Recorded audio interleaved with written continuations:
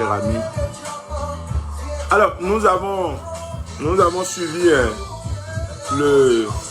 l'interview, une interview de 17 minutes environ de M. Patrice Talon. J'évite désormais d'utiliser certaines expressions parce que nous sommes dans le chaos total. Nous sommes dans le chaos.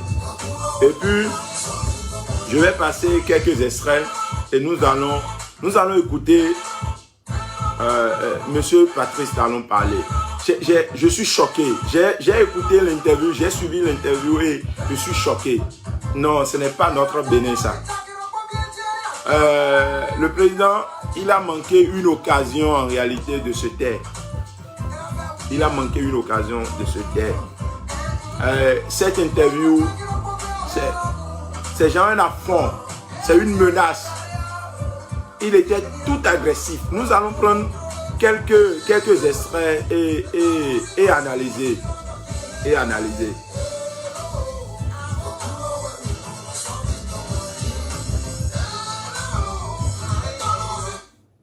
y a des gens qui n'arrivent pas à suivre tout le direct compte tenu du fait qu'ils n'ont pas assez de forfait. Beaucoup n'utilisent pas Wi-Fi.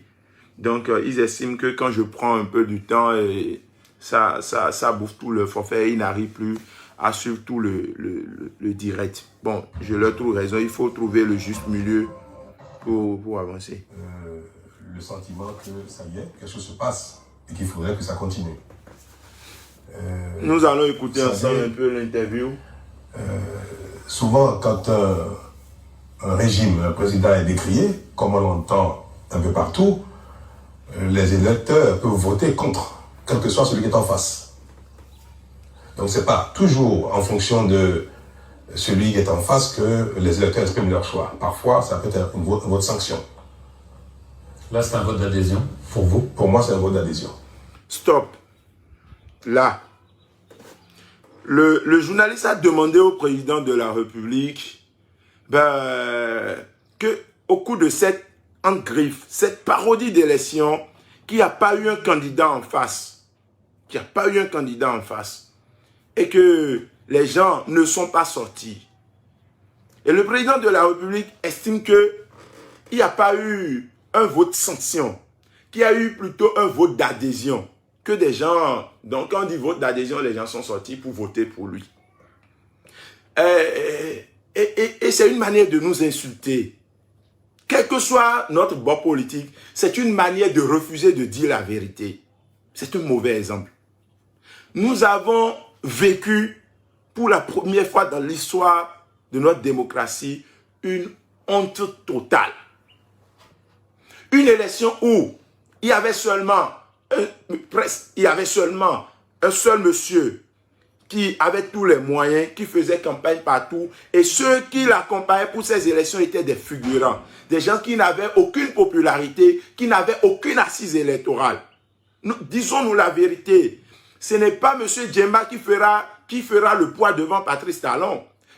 Ce n'est pas Koué qui est inconnu de la scène politique. Ce n'est pas quand on a été préfet ou bien qu'on a une assise électorale. Moi, je vais à une élection contre Koué, moi je vais le battre en matière de ce que j'ai comme notoriété, de ce que j'ai comme popularité et de mes stratégies. Donc, il n'y avait personne en face du président de la République. Et malgré qu'il n'y avait personne en face de lui, nous avons vu tout ce qui s'est passé au cours de ces élections où des présidents de bureaux de vote étaient obligés de voter à la place de la population, du peuple qui n'est pas sorti. Le peuple qui n'est pas sorti. Mais le président de la République, moi je l'ai dit depuis le jour que j'ai vu le président aller dans un centre de campagne ou bien dans une direction, prendre un verre de champagne avec ses collaborateurs, j'ai dit, mais quand même, c'est une tristesse nationale ça. Avec ce que nous avons vu là, avec tous ces dérapages, c'est dommage. Nous allons continuer. Donc, ce n'est pas un vote d'adhésion, monsieur le président de la République. Ça là, c'est un vote sanction. Les gens ne sont pas sortis. Les gens vous ont montré que vous ne pesez plus, vous n'avez plus de poids au sein de l'opinion publique. Le peuple béninois vous a montré que vous n'êtes plus légitime et qu'il faut laisser le tablier. C'est de ça qu'il s'agit. Nous allons continuer. Alors tout de même, il y a quand même un autre chiffre qui est frappant, c'est que il n'y a que 50% de participation. Il y a donc un électeur sur deux qui n'est pas allé voter, alors que lors de votre première élection, il y a 5 ans, le taux de participation avait approché les 65%. C'est un net recul. Ça veut dire qu'il n'y a pas eu le même engouement tout de même. Nous avons, il faut l'avouer, participé à ces élections, en tout cas les 3 candidats en liste, les 3 duos en liste, dans un environnement assez mauvais, de menaces. Bon, moi je n'aime pas faire des débats sur les erreurs d'orthographe ou bien de vocabulaire. Je ne voudrais pas parler d'un environnement en griffe. Donc ça là ne m'intéresse pas. J'ai vu des gens qui ont posté des commentaires par rapport à ça. Le président de la République a dit un environnement. Moi ce n'est pas moi mon souci. Le français n'est pas notre langue. J'estime que bon, il y a eu une petite erreur là. Bon, ça peut arriver. Ça peut arriver. Ce n'est pas ce qui m'intéresse. C'est le fond des propos du président de la République qui m'intéresse. Donc on passe sur ça. D'intoxication. C'est l'une des premières élections au Bénin, c'est la première élection au Bénin depuis le renouveau démocratique, où l'argent n'a pas été le principal élément d'attrait pour les électeurs. Quand on met tout ça bout à bout, on peut comprendre qu'environ 10% des électeurs n'aient pas participé au vote par rapport à nos habitudes.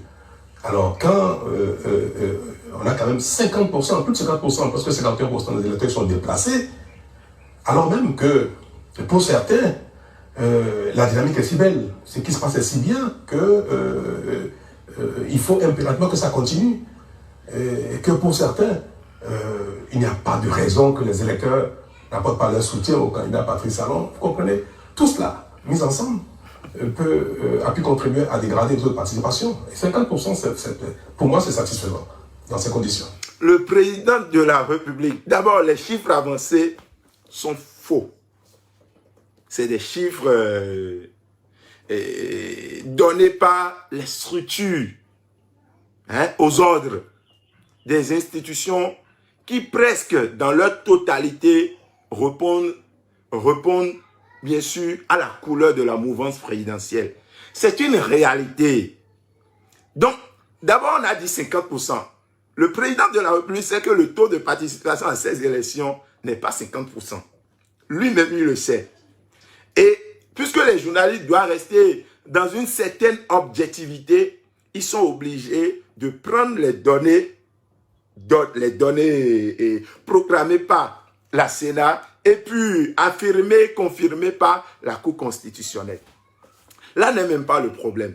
Quand le président de la République estime qu'il a fait un bilan élogieux, qu'il a construit des routes un peu partout, qu'il a construit des écoles et que le pays avance et que les Béninois, estiment qu'il gère bien le pays et qu'il lui-même, dans le même temps, se contente de 50%. Il dit, c'est satisfaisant. Non. Si moi j'étais un soutien du président de la République, à partir de cette interview, je vais dire, vraiment, le président n'inspire pas, c'est-à-dire ce désir-là d'être son collaborateur. Parce que on ne peut pas se contenter de 50% de participation. D'abord, les 50% sont faux. Il y a eu à peine, selon les OSC, les observateurs, plus ou moins objectifs, il y a eu à peine 20% de participation. Et quand nous rentrons dans des considérations un peu plus approfondies, nous avons à peine 7%. C'est quoi? Le président de la République, toute son équipe, ne pèse à peine que 5%.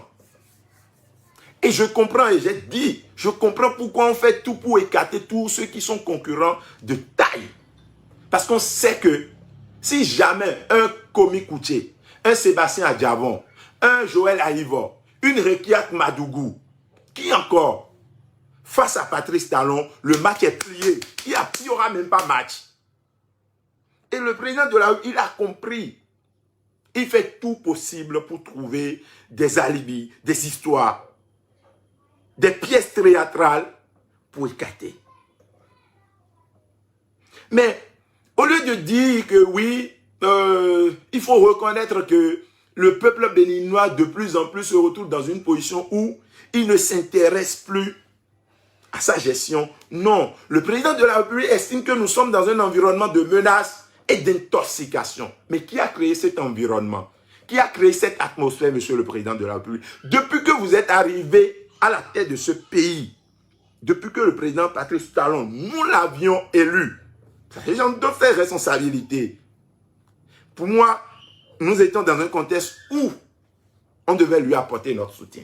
Alors, monsieur le président de la République, chers amis, depuis que vous êtes arrivé, je dis chers amis, je parle des internautes, depuis que vous êtes arrivé, vous n'avez qu'organisé des élections sous tension, des élections où des âmes crépitent, des élections où des gens sont écartés, des élections où il n'y a pas eu une fête nationale, il n'y a pas eu de fièvre, des élections d'amertume, de meurtre, de tuerie, des élections d'affrontement et de grande violence.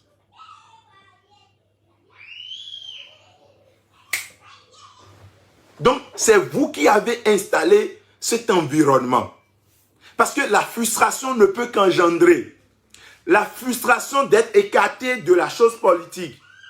Le sentiment d'être écarté par des lois que vous-même vous avez élaborées. Je dis vous-même parce que ceux qui votent des lois aujourd'hui répondent en votre nom. En 2019, est-ce que l'opposition s'est écartée des élections? Non. On a voté une loi sur l'achat des partis politiques et sur le code électoral. Et dans l'application de cette loi, des gens ont eu l'idée de créer une pièce étrangère, une autre pièce qu'on appelle certificat de conformité, qui n'existe nulle part, même pas en filigrane dans les tests votés. Et c'est au nom de ce certificat de conformité, l'histoire est là, elle est récente cette histoire. C'est au nom de ce certificat de conformité que monsieur le président de la République, que le ministre de l'Intérieur, que les institutions, la Cour constitutionnelle, la Sénat et autres ont écarté l'opposition. Moi, je dis les choses telles qu'elles sont. Vous pouvez ne pas m'apprécier. Mais c'est mon devoir. Quand je ne le dis pas, j'ai un problème de conscience. Et je n'ai pas peur de le dire. C'est au nom de ce certificat de conformité que tous les partis politiques ont été écartés. Les partis politiques d'opposition ont été écartés. Et puis, la dynamique, comme vous le dites, a continué. La dynamique d'exclusion a continué. La dynamique de division des partis politiques d'opposition, cette dynamique a continué. Les communales. Et pour les présidentielles, où on devait avoir une certaine ouverture, non, on a préféré également jouer au jeu d'exclusion. Et c'est ça, monsieur le président de la République, qui a créé l'environnement dont vous parlez. L'environnement de terreur, de crainte et de peur. Parce que si je suis citoyen et qu'on m'écarte de la chose politique, des élections, c'est tout à fait normal que je puisse dire au monde entier que je dois participer, c'est mon droit de participer. Sans moi, ces élections n'auront pas lieu. Le dit n'est pas encore un crime, n'est pas encore un délit. Et si vous étiez à la place de ces opposants dont vous parlez, vous allez faire pire qu'eux. Mais nous vous connaissons jusqu'au boutiste. Vous n'allez jamais accepter que l'on vous écarte. Vous n'allez jamais accepter que des lois soient votées contre vous. Vous allez procéder par toutes les manières possibles pour que cette parodie d'élection n'ait pas lieu.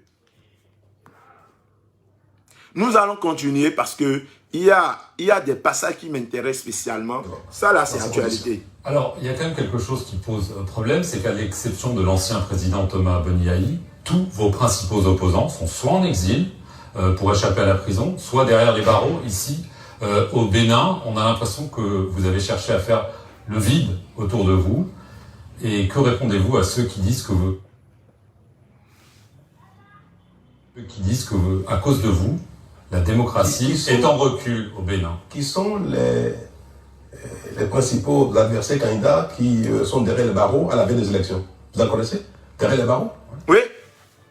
Monsieur le Président, nous connaissons des adversaires de taille qui ont été arrêtés avant les élections. Et l'exemple typique, c'est Ricard Madougou. Et les journalistes n'ont pas eu le flair de répondre systématiquement. Mais moi, en face du président de la République, je lui dirais, c'est l'exemple de Ricard Madougou. On l'a écarté et on l'a emprisonné. On peut chercher à camoufler les choses, on peut chercher à cacher la vérité. Mais elle est là, et dans notre fond intérieur, au fond de nous, elle est là, et elle reste. Ce que nous faisons sortir n'est pas forcément ce qui est dans notre ventre. La vérité est là. On peut décider de ne pas dire la vérité. On peut décider de ne pas dire la vérité. Il y a vos challengers de taille. Ceux-là, s'ils sont là, oh non, vous ne pouvez pas gagner. Vous ne pouvez même pas aller loin. Il y a Sébastien Adjao, s'il est là, vous ne pouvez pas. Non, vous ne pouvez pas. Il y a Komi Kouché. Il y a Ricard Madougou, il y a Joël Aïvor. Et je dis, non, le président de la République lui-même, il le sait. Donc, quand on dit, s'il y a eu des candidats en prison avant les élections, il y a eu Ricard Madougou, qui était candidat des démocrates, et qui s'est retrouvé subitement en prison. Pour quelle raison? On dit financement des actes de terrorisme. Les mots sont forts, et nous allons continuer. Moi, je ne la connais pas.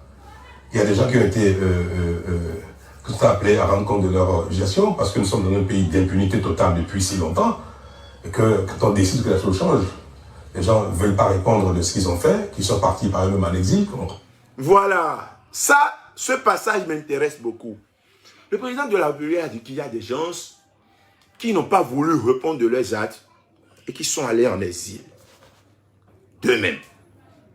C'est exactement l'histoire du président de la République lui-même. C'est exactement son histoire. C'est exactement son histoire en 2012, 2011, 2012, 2013, 2014, 2015. C'est exactement l'histoire du président de la République. Monsieur le président de la République, retournons en arrière. Regardons dans le rétroviseur. Il y a de cela quelques années, vous avez été accusé d'avoir essayé ou bien d'avoir tenté,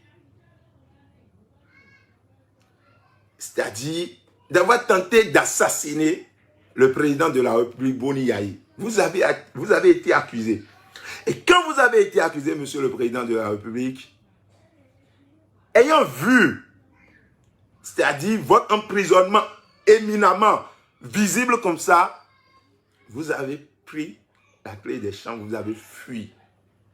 Les gens disent que vous avez pris par l'arrière d'un véhicule. Moi, je ne vais pas dire que vous avez pris par mal l'arrière dans ce direct. Mais je dis que vous avez décidé d'aller en exil pour sauver votre peau, pour sauver votre liberté.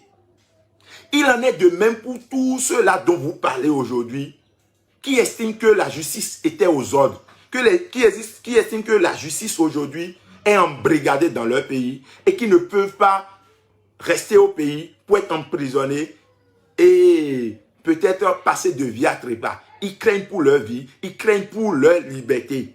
Ils ont décidé de quitter le pays pour se retrouver en exil. Exactement comme ce que vous avez fait il y a de cela quelques années, monsieur le président de la République. Exactement comme ce que vous avez fait. Et quand on parle de répondre des actes, il s'agit de quel acte? Il s'agit de quelle gestion? Monsieur le président de la République, il s'agit de la gestion avant vous, des actes avant vous. Et ces actes dont nous parlons, vous êtes comptable de ces actes et vous l'avez reconnu. Il s'agit de quelle gestion? La gestion sous Boni Yayi, la gestion sous Kérékou, la gestion passée. Et vous avez d'une manière ou d'une autre été comptable de cette gestion. Alors, si on doit bien faire les choses, le premier qui doit aller devant les juridictions répondre de ces actes, avant qu'on ne commence par parler de Komi Kouché, de tout cela qu'on accuse aujourd'hui d'avoir mal géré le pays, c'est le président de la République lui-même qui doit décider de son propre chef d'aller devant les juridictions et de se laisser juger.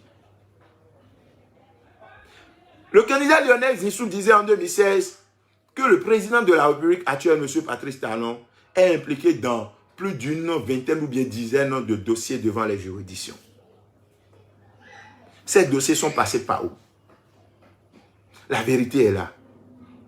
Si, sous votre gestion, Moi, je disais ça en 2017 et en 2018, quand ça a commencé, je disais, Monsieur le Président de la République, ce que vous devez faire, c'est de faire table rase. Bon, on a mal géré par le passé. J'ai été comptable aussi, j'ai été acteur, j'ai été artisan.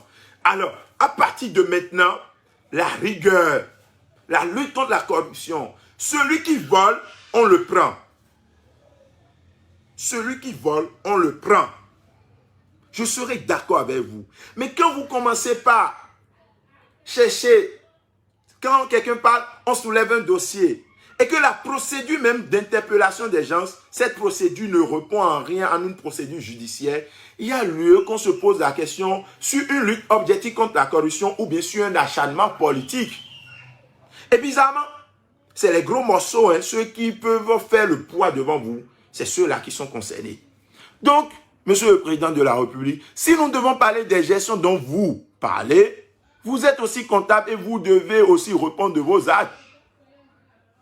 La charité bien donnée commence par soi-même.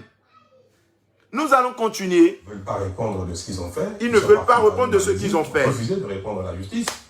Mais sinon, moi je ne connais pas un acteur majeur de la politique derrière les barreaux avant les élections. Vous n'avez pas cherché à éliminer tous vos adversaires pour gagner avec 86%, pour poser la question de façon... Je vais vous dire ce qui se passe au Bénin, c'est dû à nos gouvernants qui sont devenus, au fil du temps, des prédateurs de leur pays, malheureusement, à l'instar de beaucoup de pays africains. Mon pays, le Bénin, était devenu